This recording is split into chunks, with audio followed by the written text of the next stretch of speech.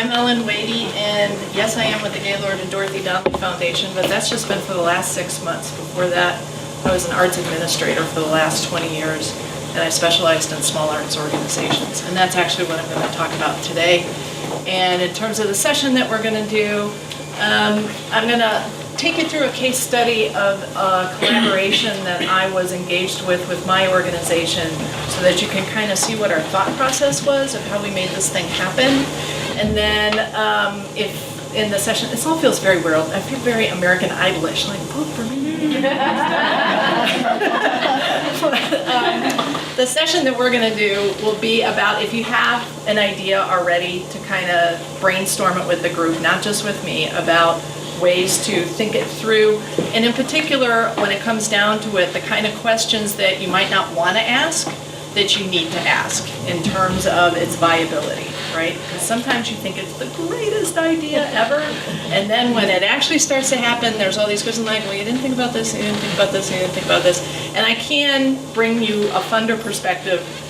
I've only been on this side of the table for 6 months, but trust me, I have pitched every person in town a number of projects along the way. So I have in my head a script of what they're going to say before they even say it.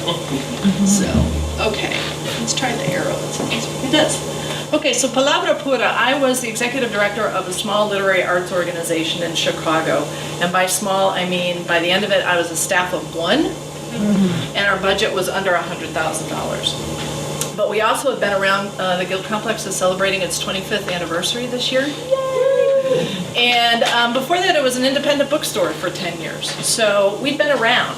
And our mission was, if you look, you'll look at the mission as it comes up, I'll show it to you in a minute. But at the time, it was outsider voices. We were looking to bring outsider voices into the cultural conversation. So all the writers that you weren't going to read in high school or college, those were the writers that we were interested in. When I got to the Guild, I had inherited an organization with a budget just around $400,000. But when I started running the numbers in the books, we had about $250,000 coming through the door. Not a good position to be in. So then it's, what do we do now? I was also coming to an organization with a founding board who had a long, tenured, much beloved for very good reasons, founding director. There had been another person who'd come in for a brief period of time. Now I'm third person in. And I start going to programs, and there's nobody there. But these are programs that the organization loves, loves, loves. So I've got a cash flow problem. I've got a programming problem, and I've got some pride, and I'm saying, okay, this ship is not going down under me. That's not happening. Whatever I have to do, I'm going to make it work. So what we started to do is we started brainstorming. What are things, first off, sometimes when you're trying to make room for a new program, because let's face it, one of the things, especially in small arts, we do all the time is we say, sure, I'll take something else on, and you're like, I'm already working 8,000 hours this week, how am I going to make that happen? Sometimes you got to make choices. Sometimes you got to take something, and so I have this founding board that loves these programs that 3 people are showing up to. And so what I said is, let's just put it on hiatus. It needs a vacation. Let's just put it on vacation for all this. Not saying we're stopping it. We can come back and revisit it. If we can rethink it in a way, because it needed a facelift, there were a few of them that did, that's fine. But then that also gives us lots of room for a new project. The Guild Complex was known for collaboration, it always has been, because it's got 1 staff member and a $100,000 budget. So you got to have other folks in the mix if you're going to make things happen. So one of the first things we started looking at is, where are we? What is our environment? Not just from a literary standpoint, not just who are the writers around, who's interesting in that regard. Where are we? We're in Chicago. It has 2.9 million people. That's of the 2000 census. And it has a nearly even percentage of European Americans, African Americans, and a growing Latino and Asian population. Chicago is known as a city that has lots of different ethnicities, and also lots of different ethnicities that do not speak to each other. So that's one of the things that is very particular about Chicago. So first we started thinking about that. Here's the Guild Complex, less than $100,000 annual budget. This is the current mission, presenting and supporting diverse, divergent, and emerging voices. It also matters who the people are around the table. So for me, I was working with my board chair. I'm a writer, so I'm not just an arts administrator, I'm not just a funder now, I'm also a practitioner. And my board chair was also a poet. So we knew we needed to make a really great program. It needed to be really high quality. That doesn't mean that it has to be big name writers. That doesn't mean that you have to spend tons of dough on it. It does mean you have to pay attention to quality, because if you're thinking about audiences, that's what's going to drive them back in the door. If they have a great time and they learn something new, or they have their brains explode because of something that you said, they're going to come back again, right? So we're looking, all right, we're the Guild Complex, we're in Chicago, we're small, what are we going to do? Mike is a guy who'll cold call anybody, right? So first off, it's like, who else is around? Oh, South Bend, Indiana is around. It's 95 miles from Chicago. It has a much smaller population, and less than 10% of its population is Latino. One of the things we had started to percolate is Chicago has a significant Latino population. There is no reading series where Spanish and English are spoken together, where writers who write in Spanish can present their work. So we have an opportunity here. But again, we're a small little organization. We are being looked at suspiciously by funders because we went from $400,000 down to $100,000. We went from a staff of 4 to a staff of 1. And they're looking at us like, I had a major donor, an independent donor, who told me, you don't come back from this. Which in my head went, oh yeah? Just watch. I don't have those stubborn Irish genes for no reason. Okay, so Mike cold calls the University of Notre Dame because we found out they had a Latino Studies department. And he says, hey, you know what? They also have this thing called Letras Latinas and Momotumbo Press, who are interested in poetry and publishing Latino writers. He calls up Francisco Aragon, says, hey, we're this place in Chicago, we're a literary organization, we're interested in maybe starting this project, what do you think? And he says, because South Bend only has less than a 10% Latino population, it makes perfect sense for him to cooperate in a place that's not very far away, that has a much more significant Latino population. How do I get in? And we start meeting. We don't have an office. We meet at a restaurant, a local restaurant, and we sit around and we're brainstorming and we're trying to figure out, okay, so we've got this little organization in Chicago, we've got the University of Notre Dame, which we know has some money. They're not going to throw a ton of money at this because we're also not doing stuff specifically towards their students. These are all the things you got to keep in the mix. You got to ask those hard questions. Sometimes organizations will say, well, I'm going to go to the university because they have tons of money and they'll support what I'm doing. Universities are in the business of supporting their students. So you're rarely going to find somebody who's going to jump on a project that doesn't have some student component to it. But at Notre Dame, because they have this focus on Latino culture, and that's their mission, since its creation in 1999, Institute for Latino Studies has played a vital role in fostering understanding of the U.S. Latino experience. So we got them to kick a little money in. Besides that, Francisco Aragon is a poet who has amazing connections. So it's one of those things that Francisco can help us curate the project, right? So now we're thinking, all right, we got 3 players. We're back in Chicago again, and we're thinking things through. We have 28.9% of the population is Latino, and it's growing.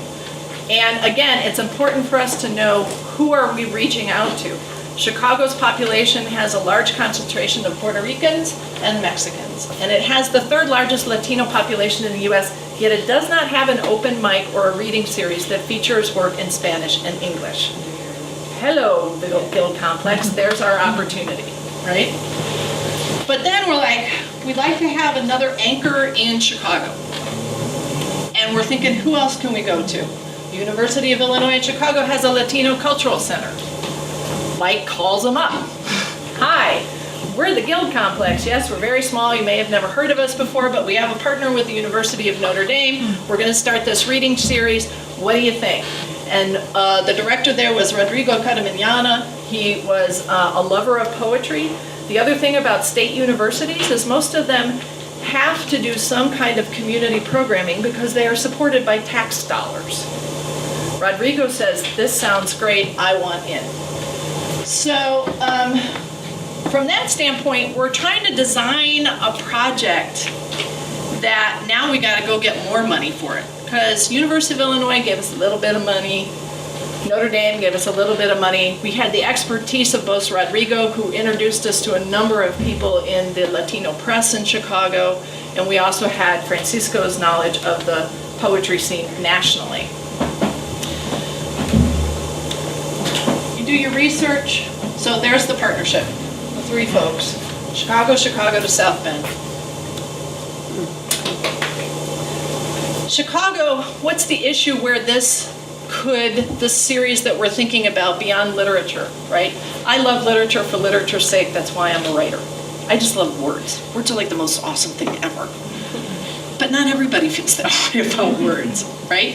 And if our only ambition is to bring in people who love what we already do, we are setting the bar way too low. We want to change things. We want to change people. We want to introduce people to things that maybe will make them uncomfortable. Or we want to provide them a doorway of access so that they feel that they are welcome to come in and not know a darn thing about what we're talking about. In the poetry readings we did, half of the time everything was in Spanish. Not everybody in the audience spoke Spanish. There's also something kind of amazing about listening to poetry just for the sound of it, right? We wanted people to feel welcome that way. So one of Chicago's big issues, we're always on the top 10 list of most segregated cities. It is a distinction that I hope in my lifetime we will finally get off this damn list, right? Because again, we are a city, we have the most diverse population in the country, more than New York, more than anywhere else, but we have more different kinds of people not talking to one another. So that was the thing that we were thinking, who out there in the funding community, if we need grant dollars, we're also, I'm all about, I came up the ranks as a development director, so I'm also about who are all the people we need to talk to, not just the foundations, we got to get individuals involved, we got to, charge ticket prices and all that kind of stuff. But who out there would be interested in this? The Joyce Foundation. The Joyce Foundation specifically is working with, and I'm sorry this is so small, I meant, can you get bigger? Ooh, I can. Now let's move it over. No, I actually know what I'm doing. So improving the quality of life in the Great Lakes region and across the country. It helps cultural organizations ensure a diversity of perspective and experience through board and staff, creative programming, artist residencies, fellowships, and other projects. The foundation believes that supporting diversity in arts organizations and artists will attract diverse audiences. Diversity is their thing. Now, if I would have gone to them as the Guild Complex as a little $100,000 organization with one board member, and they're generally with Joyce the lowest amount grant, they give us $30,000, which would have been 30% of my budget, they would have said, nice idea, no thank you. Most foundations get really hinky if they're giving you anything over 10% of your budget because they're actually afraid of destabilizing you, right? The money comes in and then if it goes away again, whew, now what do you do? But because we had the University of Notre Dame and because we had UIC, all of a sudden they're like, okay, we're in. And it helped advance their mission as we were trying to do our mission. But the other thing I will tell you about collaborations, they are amazing, wonderful things. It's the kind of work that I've spent my entire career on. But don't ever chase something that doesn't come from your core, right? That isn't about why you do what you do. It's really easy to get enticed by dollars because you're trying to figure out how to make it work, right? You want to make the numbers work. And so all of a sudden you're like, oh, we'll start a youth program. But youth is not anything you have any experience in. It's not anything that you're really, especially if you're in Chicago working with CPS, we'll do CPS programs. Okay, good luck with that. It's got to come from your core. And if you do that, there is a momentum that builds around it, right? The work is richer.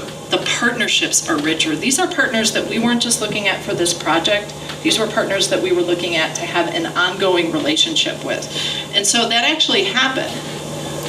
Palabra Pura, I should say, subsequently got an NEA grant, which again was not something anybody ever would have given the Guild Complex if it weren't because we had come up with this program. But Palabra Pura, its mission, promotes literary expression in more than one tongue through a monthly bilingual poetry reading featuring Chicano and Latino artists. With the aim to foster dialogue through literature in Chicago and beyond, each evening pairs a local poet, that was important to the Guild Complex, with a visiting writer, that was important to Notre Dame, along with an open mic, also important to both UIC and the Guild Complex, because we are in Chicago. We need to have our people up on the stage and on the mic. To engage the interaction of diverse voices, ideas, and aesthetics, the readings are held the third Wednesday of every month. We also felt it was very important that we hold it in an appropriate venue. So we started out holding it at the California Clipper, which is on the edge of Humboldt Park, and now it's at La Bruqueña, which is actually on Diversey, right by the big flags, Paseo Boricua. It launched in January 2006, still going strong. Some of the things that have come out of it, because these continuing partnerships, what you can come up with, and also people who weren't your partners that all of a sudden look at what you're doing and say, oh, that's kind of interesting. For one thing, we did a one poem festival, the Associated Writing Program, which is like it's the comic book convention for writers. It happens every year, right? People who teach in writing programs. We decided when it was in Chicago that because we now had this network of writers that we had brought in and used, that we would have a one poem festival, and we put up 22 poets in, I think it was 90 minutes. Everybody got to read one poem. We're Latino and Latina poets from all over the country. And in front of an audience that was from all over the country. The other thing is there was an anthology, The Wind Shifts, which was an anthology that Francisco Aragon put together, and the Guild Complex actually was the tour manager for that. We went to 6 cities. And one of the poets, just to show how this reaches out, this was before he became as famous as he is now, but one of the poets that we featured was Richard Blanco, who was the inaugural poet, and a wonderful man. But also Proyecto Latina popped up after that, because all of a sudden we had raised the question, why are there not reading series in Spanish when we have such a vibrant Latino culture in Chicago? And Proyecto Latina is female writers, women writers, who come together once a month and have an open mic. They do some chisme, they do a multitude of things, including writing and crocheting and visual art and all of those kind of things. So this is a way to kind of think through a collaboration, and that's the kind of thing that in the session I'm going to lead, if you have one, we'll kind of think through what are the components you have and how you're putting them together. If you don't have one, I've actually brought some case studies that I've kind of erased the names off of, and you can use them as your examples to think things through. Thanks very much.